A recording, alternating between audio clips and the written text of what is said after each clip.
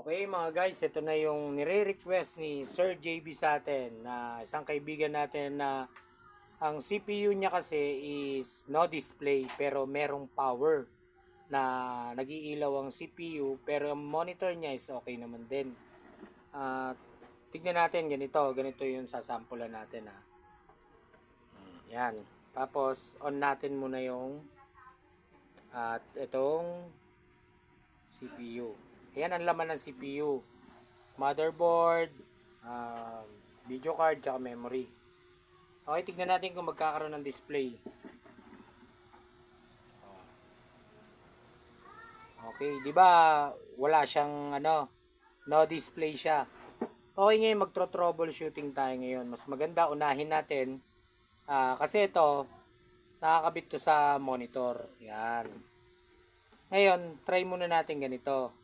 Tanggalin natin tong video card tapos paganahin natin, ha? Okay. Shutdown ko muna dito sa power niya, power supply. Okay. Ngayon, tanggalin natin to. Yan. Okay, gawin natin, palitan muna natin yung memory. Yan. Palitan muna natin tong memory. Yan.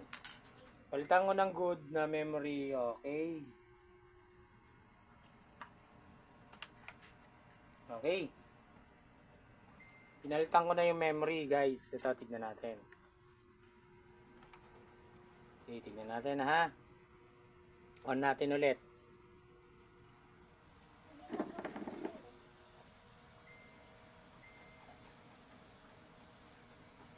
Ayan, mga guys.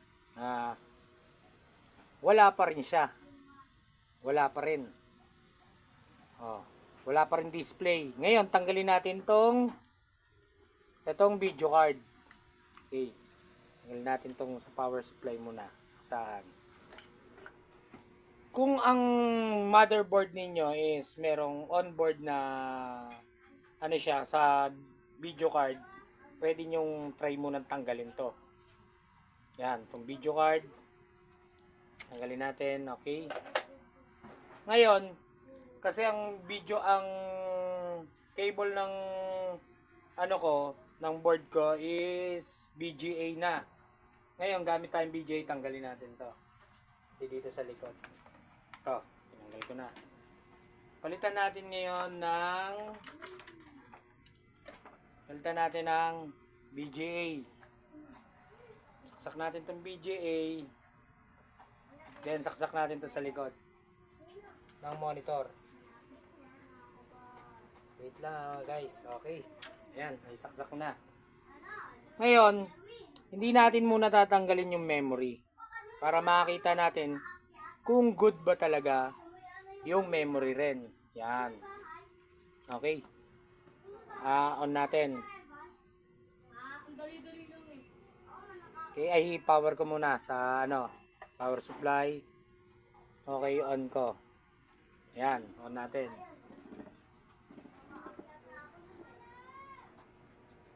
Ayan guys, tignan natin, tayo natin ha. Kung magkakaroon siya. Yun, nagkaroon ng signal. Ibig sabihin, pangyayari niyan is pwede yung ating video card ang may sira. Itong video card. Ngayon, kinaramihan dito sa video card, ang mga sira nito ay isang nangyayari, madudumi rito. Nililinis lang yan, tapos sinasalpak ulit. Tapos, kung ayaw talaga, kahit malinis na, wala na talaga. Ngayon, ito ha. Okay. Okay siya sa onboard. Ngayon, gawin natin, tinanggal ko yung memory kanina. Diba? Pinalitan ko ng okay, ng bago, na gumagana. Ngayon naman gawin natin, ibalik natin tong isa. No display kanina. Okay, balik natin tong isa.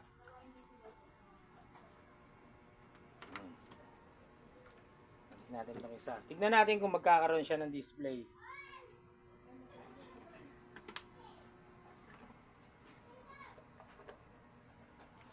Okay, power natin ulit.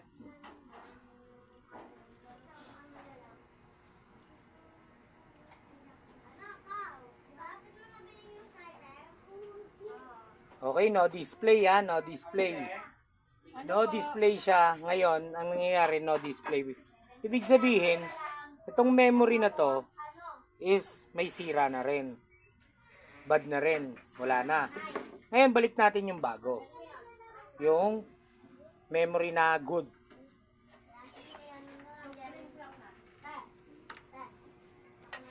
Ito yung memory na good. Tingnan natin kung magkakaroon ng signal. Okay.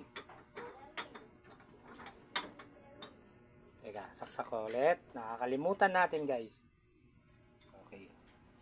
Ayan.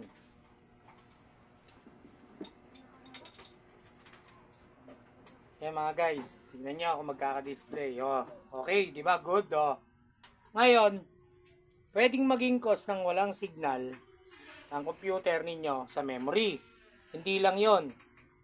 Pwede rin sa video card. Kung maglalagay kayo ng video card, tignan natin. Di ba tinanggal natin yung video card? Oh, gumana. Ngayon, ito, lagyan natin ng video card ngayon. Lagay natin yung nilagay natin na video card kanina. Good yung memory na. Okay, lagyan natin to. Kaya. Okay. Ito ba yun? Ito ba yung ito, okay. Okay. Ito siya, ito. Tignan natin to. Tignan natin kung good tong video card na to. Okay. Ngayon, ang wire niya, ang cable niya is hindi na VGA. DBI na. Saksak natin tong DBI natin. Kasi DBI yung cable ng aking graphics card. Sasaksak ko lang mga guys ha. Okay, nagalaw ko pa yata aking camera. Okay, saksak natin. Then, ayusin lang natin tong camera. Yan. Okay. Yan. Saksak natin sa likod. Itong pinaka-wire niya rin. Okay.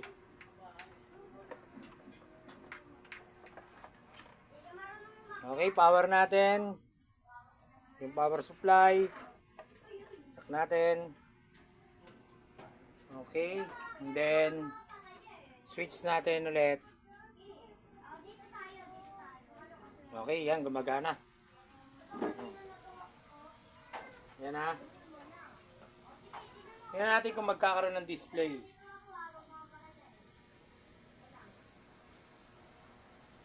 Wala rin mga guys. Walang display. No display. Ngayon, di ba nakita nyo naman itong memory is good. Ngayon, patayin natin ulit. Try natin palitan tong video card. May pamalit tayo dyan na good siya. So, meron akong video card. Minsan palya, pero alam ko good to eh. Okay.